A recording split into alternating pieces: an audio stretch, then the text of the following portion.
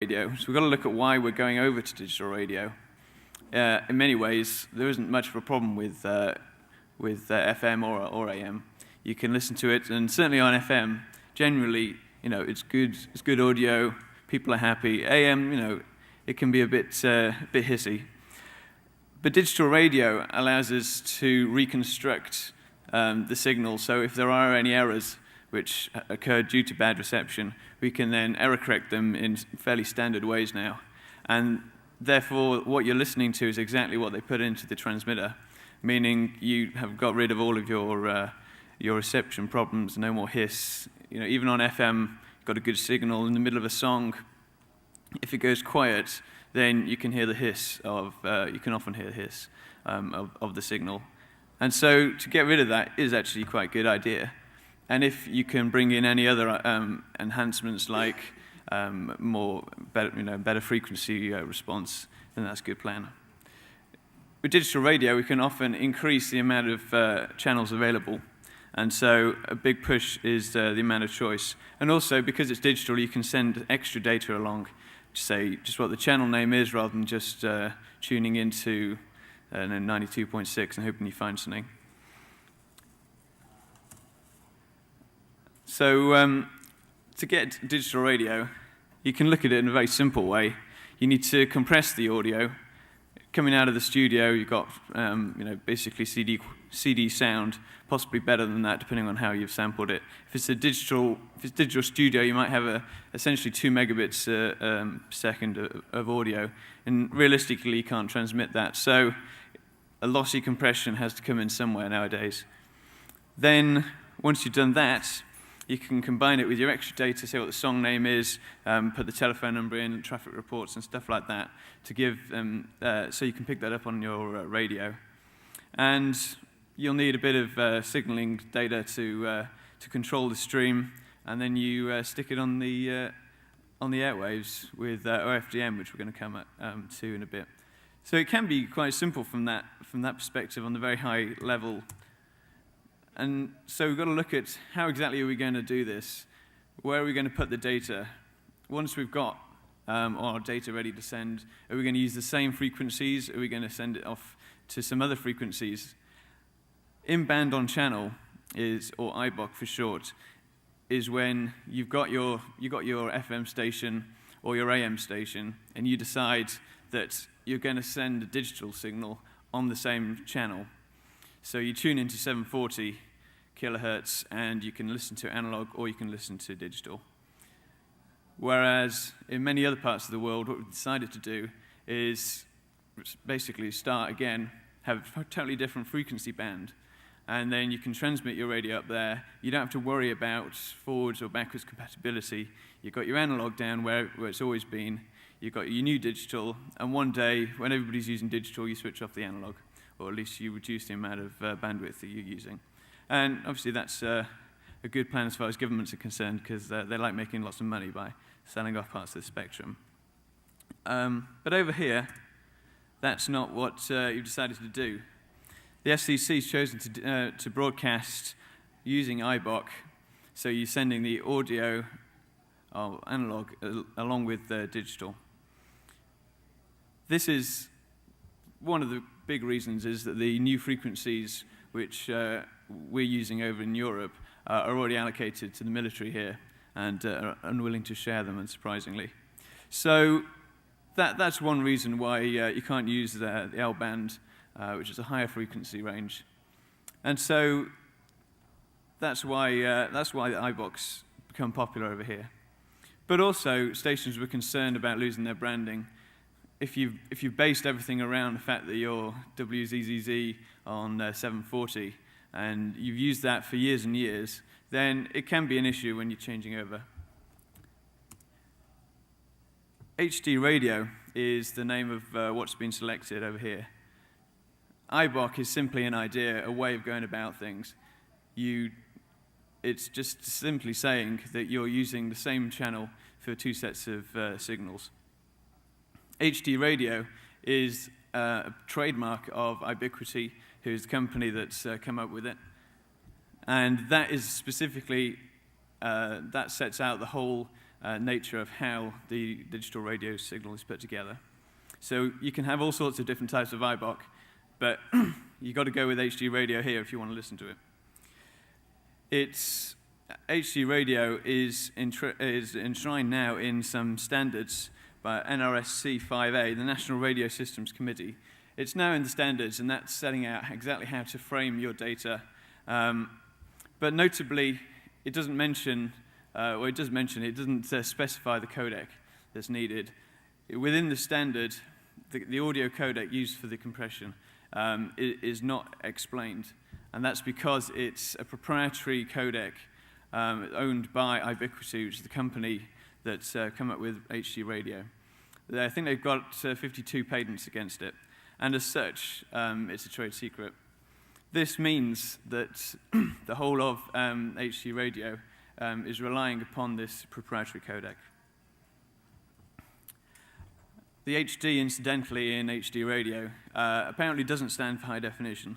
Many people will refer to it as such, but both the CEO and the marketing manager have come out and said, no, HD stands for HD, and the marketing director said HD stands for nothing, which is intriguing. Clear Channel and NPR and all that, the big players are backing HD radio and IBOC, and that makes sense.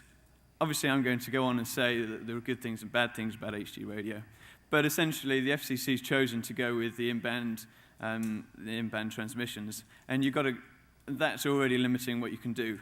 And so, really, it's just to say, as much as I may criticize HD radio, the fact that Clear Channel and NPR and many other people are behind it is just showing that they're realizing that we've got to go forward and stick with one thing.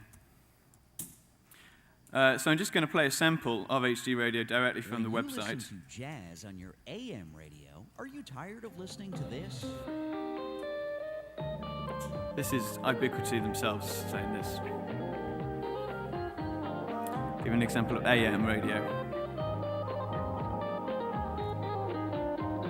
Now, it can sound like this.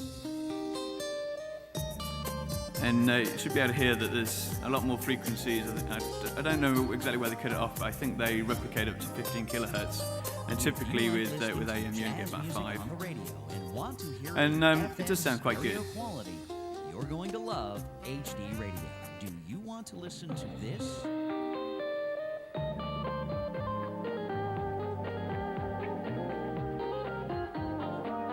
Or this?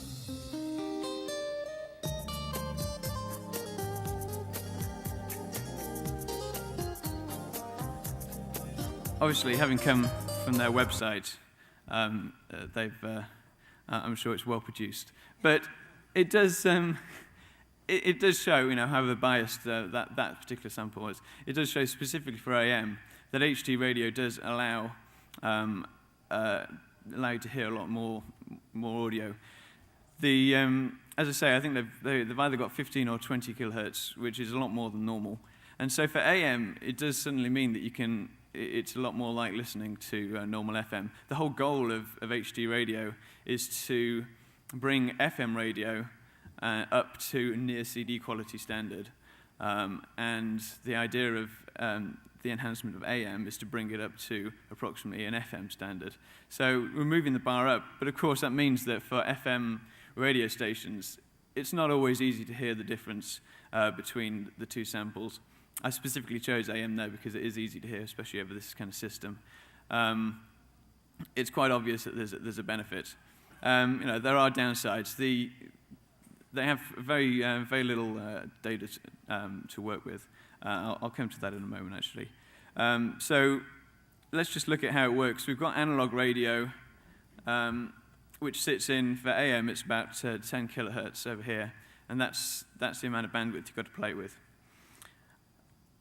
When you have analog transmissions, most of the power of the transmission, and therefore most of the information, is at the center of the channel.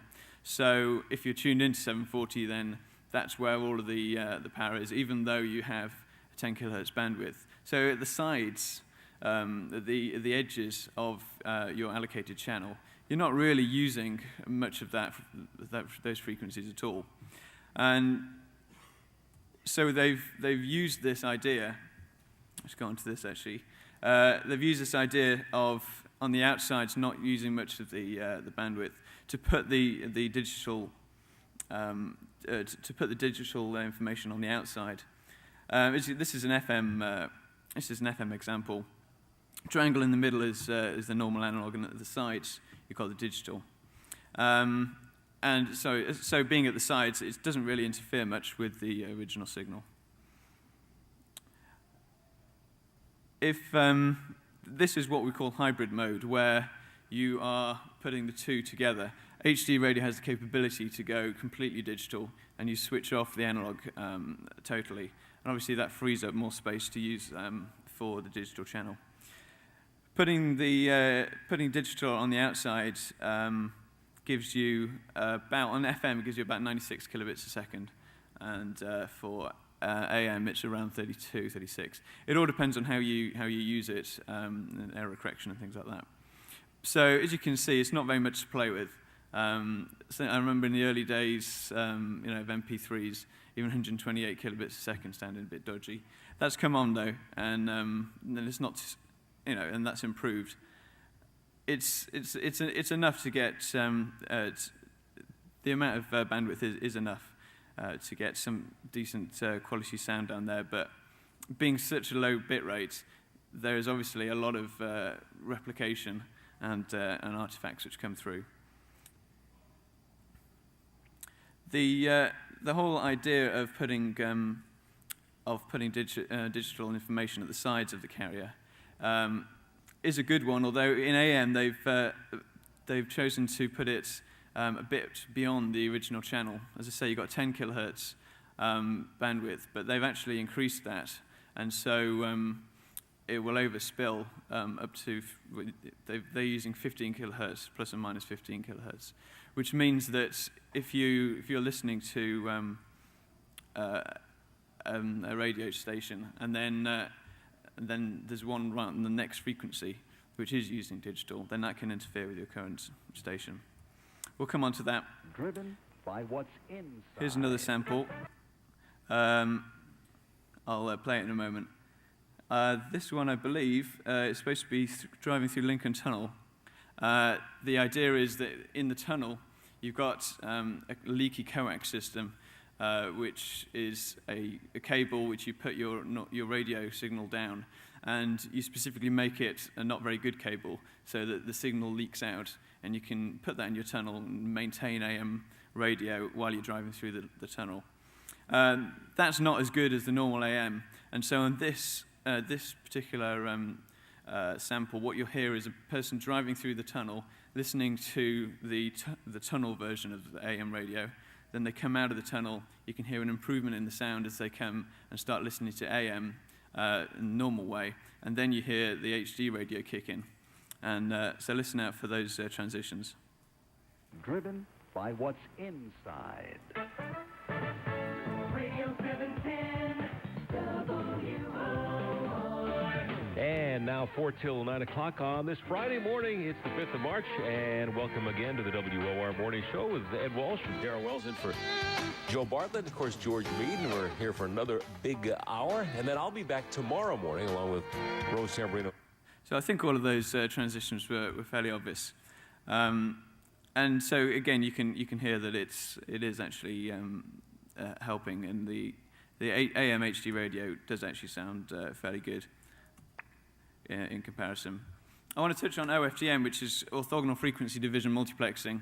It's essentially a really good way of getting data from one place to the other. It's used in ADSL, but it is also used over the air for digital channels, both in TV and radio, all over the world.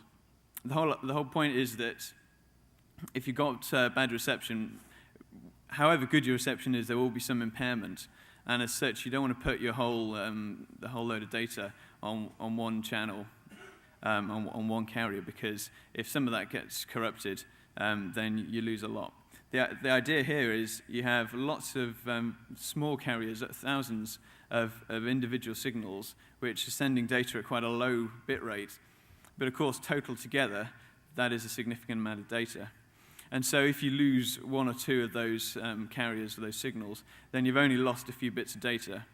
And if you then, if you then scramble your data before you send it, to make it pseudo-random, and interleave it so that you, instead of sending bits 1, 2, 3, 4, 5, you send bit 4 after you send bit 6 and all that kind of stuff. You then, when you come to recreate or reassemble your data at the other end, any problems which have affected any of the channels, they're distributed throughout the data. There are only small little gaps, and error correction can cope with small gaps. If you had a long gap, then that would be a problem. Here's a kind of an example. You get the idea of through frequency, there's lots of very small little carriers there, and so they're all totaled together. I think HC radio uses about 300 of these very small carriers.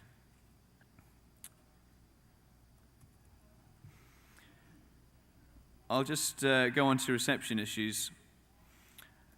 I was mentioning earlier about the problem of adjacent channels, and this is particularly important on AM at night. It's quite popular to listen to radio stations which aren't in your local area. Essentially, if you're near enough to another city, it can kind of double your choice of radio stations. So often you'll have something, let's say you have, here the example is WYY on 740 kilohertz. Then there'll be a gap in your local radio, and then perhaps at 760 you'll have another station, and you'll listen to those. But then at night, the properties of the atmosphere change, and you can actually receive radio from further away. That's called skywave propagation, because you're no longer getting it directly from the transmitter. It's going up and bouncing down. And all of a sudden, then you get one on 750, which is in the middle of your two channels. And so that's fine. You can listen to the station on 750, and as long as you've got good enough reception, you can put it with a few whistles and a bit of fading, which a lot of people do. Then that's good. But unfortunately, if your local station is using HD radio, then all of the digital noise, essentially, that it's putting out will actually go over the channel on 750 that you want to listen to, coming from a long distance away. So that's why HD radio is not permitted to be used on AM currently during the night time, and all stations will switch it off, I think, at sundown. I've got an example now of the interference, so let's just take a quick listen to that. First, what should be an easy one, We could have a bit more volume. KFI, a powerhouse out here, except when KHOW, 250 miles away in Denver, on 630, is operating IBOC. Here's 640 at 6:03 p.m. 5 seconds into this recording, you'll hear the IBOC switch off in Denver.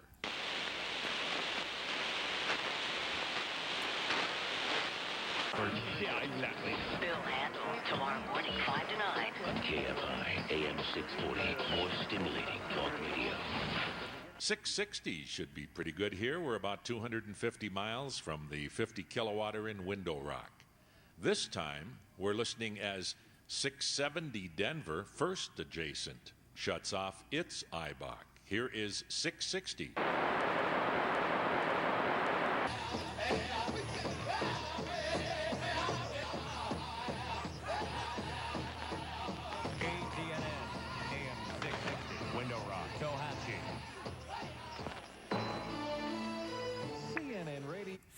So you can hear that initially, basically, it's just white noise, and quite loud white noise, actually, which can totally obliterate any, not even long-distance radio stations. And so that is a big problem. To look west on. Sorry, Here's another example. Of IBOC is the noise it adds to the IBOC station's own main channel. And that noise level is added to what once might have been a very quiet analog signal. Depends on how well both the station's sidebands match.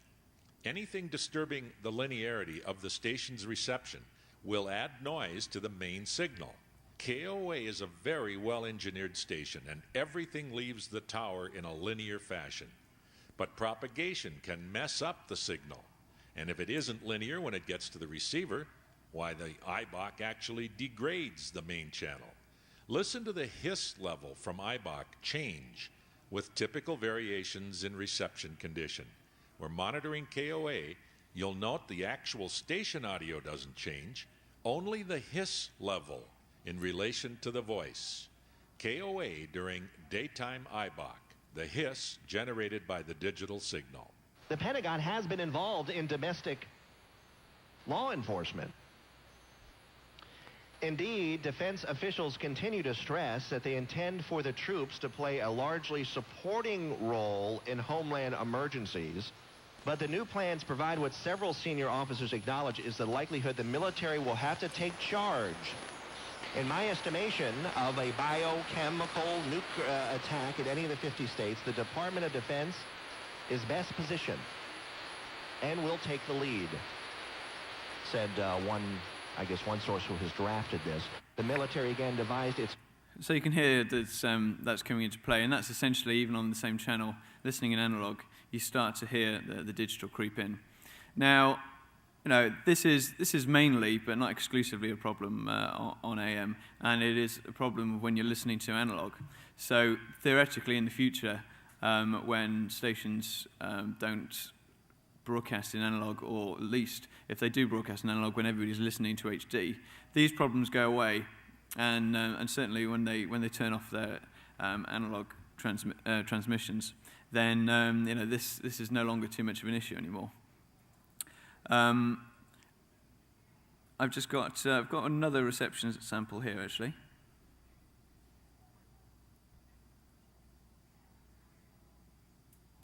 No, I don't. That one's coming later, actually. So let's have a look at what the options elsewhere.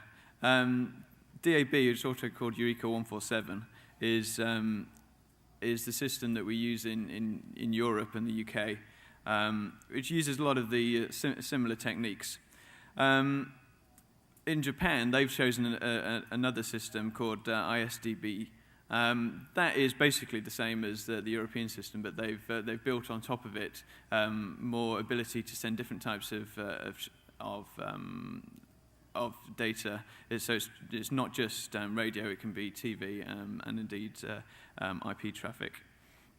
DRM is another version of using similar techniques to both HD radio and DAB, which we'll talk about in a moment.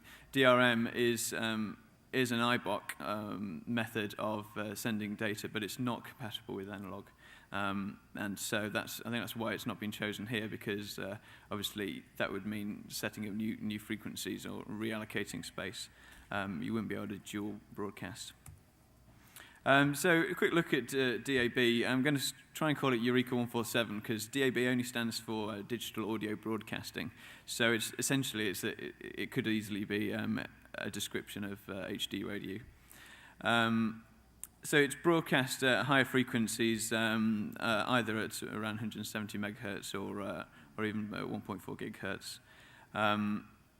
The idea is that you collect lots of stations together and you send them out as a stream of up to 2 megabits. So you would then tune into one kind of central frequency, and you would then, on that multiplex, you would then get 10 channels or something, and you'd select them by name. It's a pretty good system, and you can have national and regional multiplexes. I'm guessing perhaps there wouldn't be a national multiplex here if it were enacted because of the large area that you'd have to cover. But the great thing about it is that it can be a single frequency network because of the safeguards built in to DAB. You can have a single frequency network where lots of different transmitters are all broadcasting the same signal, but also on the same frequency, which you can't have with FM because it will interfere. And so, you know, that's proven quite popular in Europe. We'll just have a look over here. just talking about the fact that this uses orthogonal frequency division multiplexing, so the same techniques of splitting up your data, sending it on lots of different carriers. It's I'll just go on to the advantages of IBOC, because it is a good thing. It's, you know, blatantly it improves AM reception. And also, I'm going to talk about this towards the end. For community radio, it doesn't put up any big barriers. The problem with DAB is that you have to cooperate, and one company essentially owns the multiplex, and then you go to that company and pay them, and then they say, okay, you can come on, and we'll put you into the bundle, and we'll transmit you. So it's a big barrier for community radio. And so each station can act independently and do what they want. So as I say, on AM it's a good plan, and also on FM. The great thing about about going digital is you don't have to use all of your bandwidth for one station. You can then split up that data and transmit more than one station, and that's very important. Looking at it from a listener's point of view, why would I go out and buy a radio? You know, initially they're relatively expensive, at least $100 to $300. Obviously, that will come down. But the thing that I see as a consumer is a greater amount of choice. That's the easiest thing for me to see. You can put that on a box. And so using digital radio in the UK, we've managed to double the amount of stations that you can listen to. And so, you know, that's a big selling point. And I think that's a significant driving factor. Just to say better quality, it's quite hard for people to judge. In the AM situation, yes, it's good quality, but on the other hand, there are problems. It is quite artifact ridden. It's probably hard to hear, but because of the way it's reconstructed and the very low bit rate, it is a bit of a harsh signal to listen to, and I'm not sure how long people will enjoy listening to it, and whether they prefer the old analog AM just because they don't have all the digital artifacts in there. And so, quality is obviously very hard to talk about and to rate, and so I think that's a secondary driving factor for buying things like HD radio.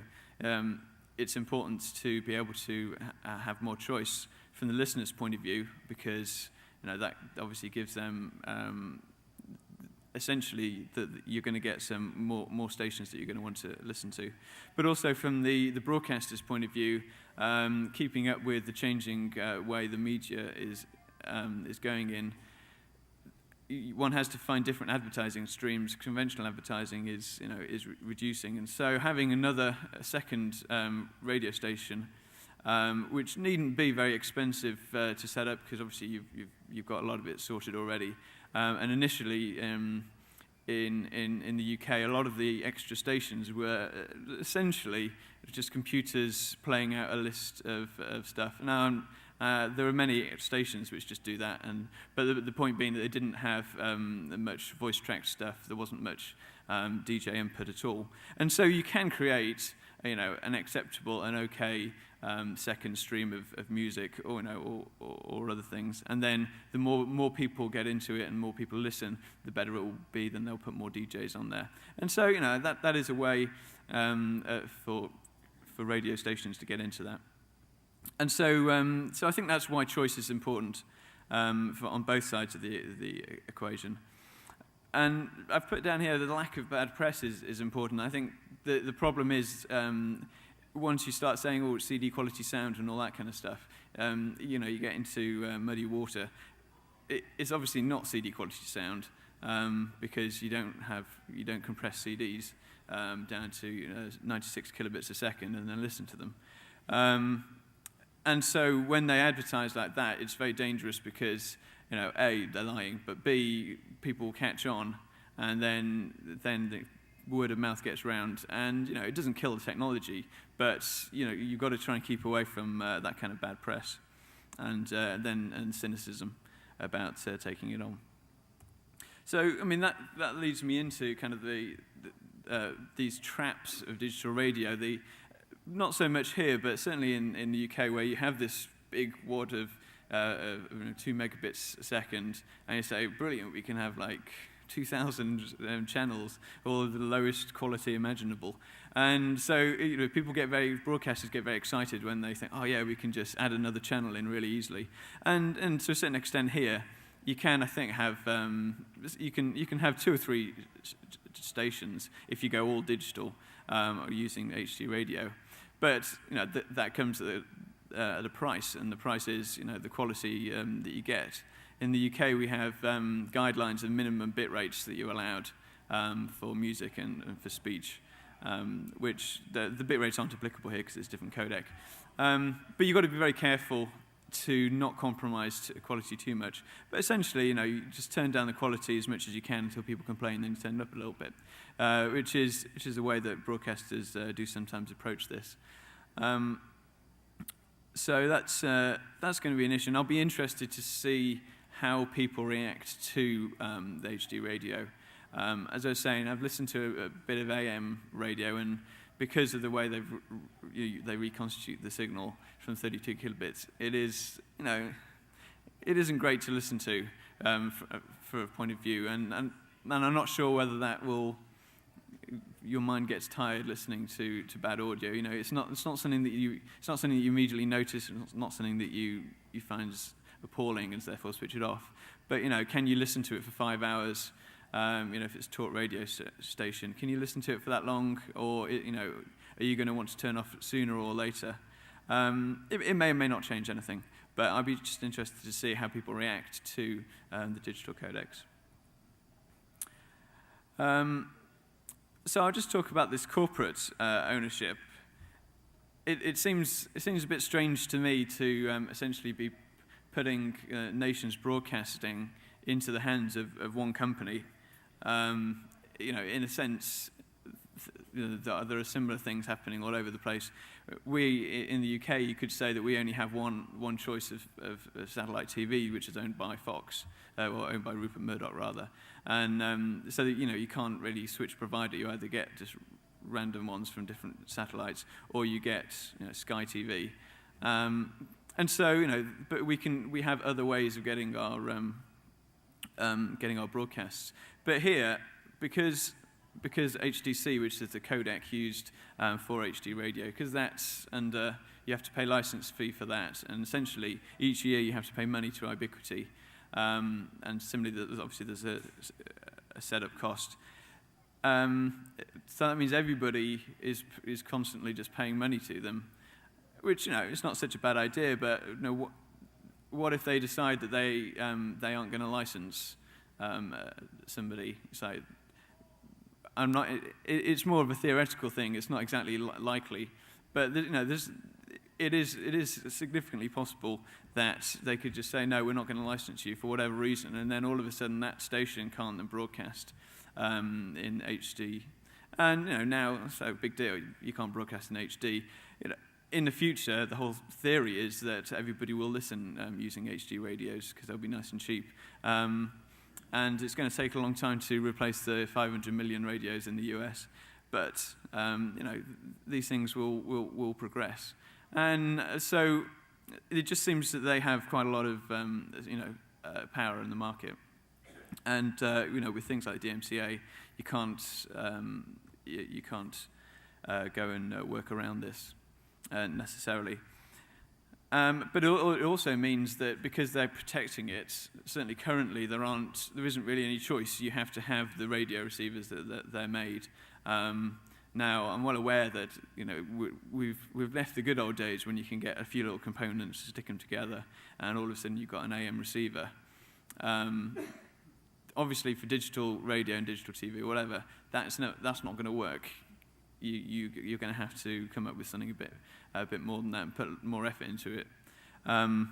But the point being that you can't, without the information about the codec, essentially you can't listen to the radio, and you can't create other applications and other ways to use the radio. Community radio is obviously significant, and I know low power FM in this country is gaining a little bit of ground. community radio is to some extent unaffected by this, the whole problem of the corporate ownership of the system. Because you don't have the big multiplex provider, and you don't have to go up to them like you do in Europe and say, I'd like you to broadcast me, and they say, well, that'd be $75,000 please for the year. That's a big barrier to community radio. Whereas at least here, you're still on the same channel, and so as long as you can get the equipment to start with, you can still broadcast. But of course, then you've got the extra cost of paying your fees to Ubiquity. So that's another barrier, which is where FM Extra may come in. FM Extra is an interesting system which is compatible with HD radios in hybrid mode. That means that if a station decides to go all HD, then your FM Extra receiver won't work. But the idea behind FM Extra is if you buy an FM Extra receiver, you can still listen to HD radio. I think that's the idea. I had a word with them earlier about it, and I'm not entirely sure exactly what this compatible with HD radio specifically means. But if you want to get it, you have to get an FM Extra receiver.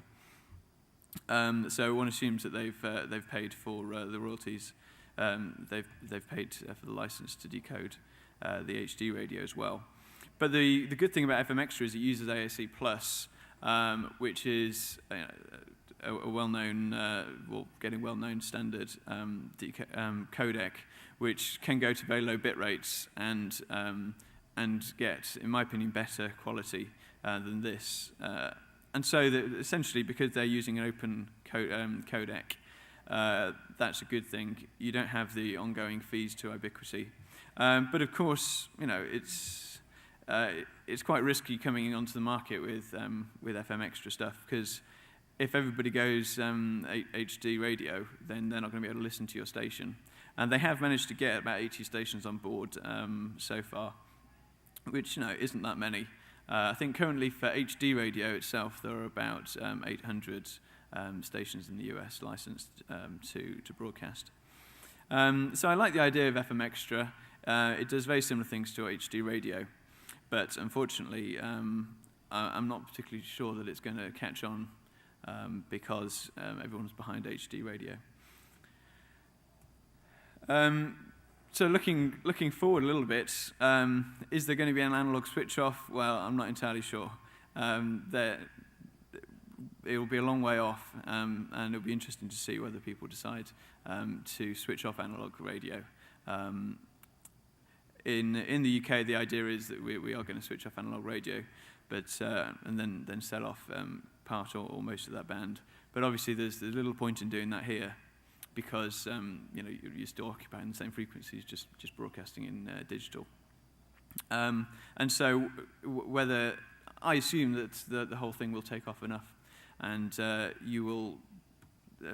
people will therefore want the full range of HD audio and the enhanced bit rate that you can get when you drop the analog carrier. And for all I've said about the codec and how good it sounds, and or bad, depending on how you put it, as I was saying, MP3s have changed, even though the standard hasn't, essentially. And I think it's just the way that people have learned how to actually encode the data within the framework that's been set down has changed. And there's also preprocessors for HD radio already, which claim to kind of modify the audio to before it gets compressed to reduce artifacts which come out afterwards. And so essentially, I think the sound quality in that respect will get better, because people will learn how to deal with it. FM Extra may or may not be significant, but in addition to just modifying the way that you put audio into the codec, theoretically, Ubiquity could change their codec. I don't know how much flexibility there is, but if they decided to change it in any way to improve it, then that would probably require new radios, so it seems to be unlikely. I will end there, and if you have any questions, I'll be happy to answer them.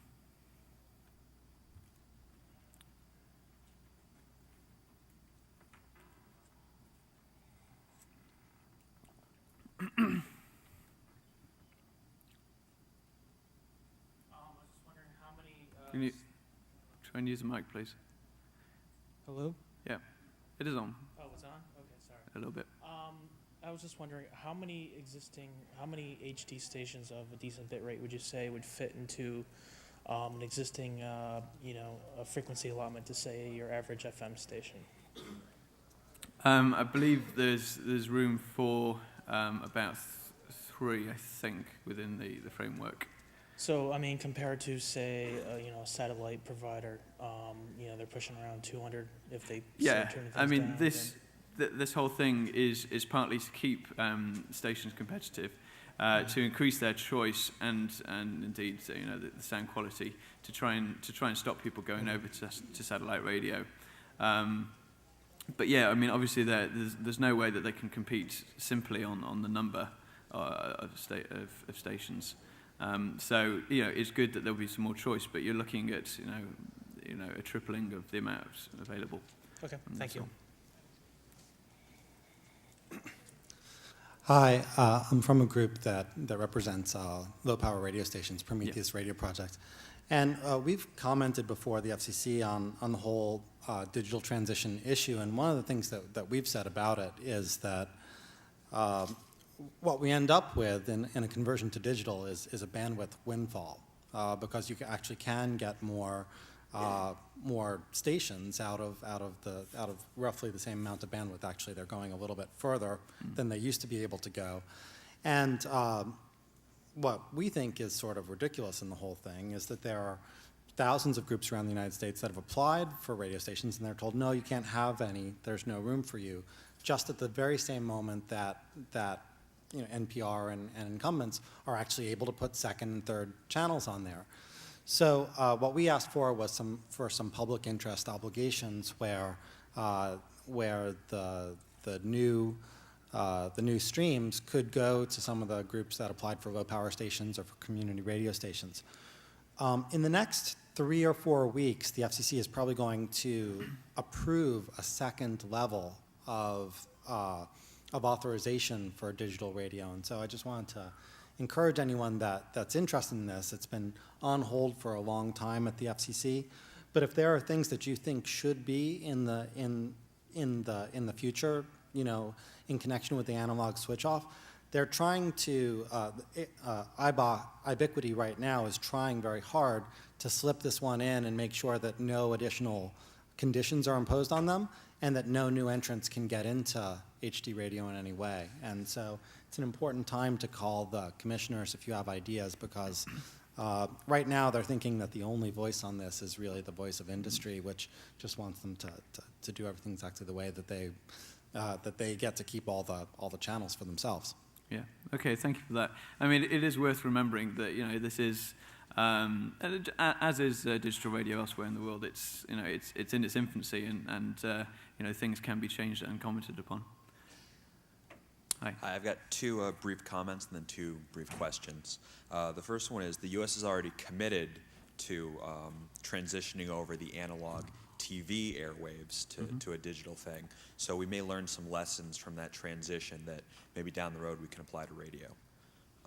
We're subsidizing the end users with set-top boxes right now. Yeah. Maybe we'll subsidize radios down the road. And then as far as Ubiquity kind of being the standard for this new HD radio, and us being locked into a single vendor who's got patent protections and all their technology. Patents do expire after 20 years for the most part, and I don't know what time frame we're looking at for this transition, so that may work itself out. It may not. Those are my 2 comments, my 2 questions for you. We've got a 10 kilohertz gap on AM signals. Right. Right, and that's because the properties of AM and analog signals, they need that so they don't bleed over into the next station. Mm-hmm. Is digital transmission, does it kind of eliminate that problem, signal bleed over, and having those kind of guard spaces on either side of the channel? Well, no. In essence, it kind of already uses those in AM because it goes beyond the 10 kilohertz, which is normally allocated, up to 15. It essentially is using that gap. No, it doesn't. It's probably more robust. One of the good things about digital is that you can actually get it with good reception for at least as far as AM, and depending on your power levels and all that kind of stuff. So, and it should be resilient to various things, and so some mild interference shouldn't necessarily be a problem. But yeah, it will. I think you'll need to keep those gaps in place. Okay, then the second quick question was, this is all completely different than a spread spectrum technology, correct? Even the orthogonal frequency, the OFDM, it's all completely different than a spread spectrum approach? I think so. I'm not entirely sure what you mean. I'm not familiar with that idea Spread spectrum? by that name. Like frequency hopping spread spectrum, direct sequencing spread spectrum? No. Well, that's fine. Okay. It might be out of scope here. All Thank right. you. Thanks. Howdy. Hello there. So many FM stations sell subcarriers. Sell, big air quotes, right? Yeah. So you've got things like we're all Paging well and aware and loathing of Muzak, right? Yeah. Supermarkets playing crappy music. That's coming off of a FM subcarrier, or services like people reading newspapers for the blind. So with all this going on, is that going to go away? No, but it is a problem. The issue is that they will essentially have to get rid of those things and convert them to digital, which is often going to be a problem, obviously, because there are so many analog receivers. It's a problem. They will have to get rid of those subcarriers for the most part and do something else. Thanks. Okay, cheers. You were discussing... Just before you, I'll just continue on. Within an HD radio, you can have data subcarriers, and you can actually get, for data, you can get a significant amount of information through, and that's built into the whole thing. And so, that is certainly a possibility to move those subcarriers onto digital. Yeah, sorry. So we've all been talking about being locked into ubiquity. Do you know of any alternatives that are more, for lack of a better term, open source in terms of HD radio? Is there anything out there? Obviously, it seems sort of locked in now, but has there been anything in the past that was open in terms of HD radio? Well, I think because it's so new, I'm not aware of any, and I'm sure that they will crop up. At the moment, it is difficult. But hopefully we will be able to get something going with software radio and stuff like that. Hi there. Hello. We've had HD TV for a little while, and one of the technical merits was that you're allowed to have, and DVDs have this too, where you can look at different views or different channels, same channel. I haven't seen one use of this yet, and it was supposed to be so big, and no one's ever used it for even advertisements to put on the second channel. It seems like the radio is obviously going to have this similar. It's easier to playlist a radio than it is to playlist a TV. But my question is, is the strategy right now to reduce the bandwidth allocated to the stations and cram more in, maybe get the even channel FMs in there to like the .2 and .4, since they only use the odds right now? Is the idea to cram more stations in there and sell it out? Well, the idea is to put more stations in, but not necessarily competing stations. So you will have a second radio station under the same brand in there. But yeah, it's an interesting point. In new standards, there are always loads of features, and some of them get used and some don't, and it'll be interesting to see which do. I think people will use the second channels. I think Tomorrow Radio project by NPR is proactively using the extra capacity available, and I think you will see that. But there will also be something like the multi-view thing in DVDs where people just haven't bothered using it. But anyway, that's the end of my time now. So thank you very much for coming.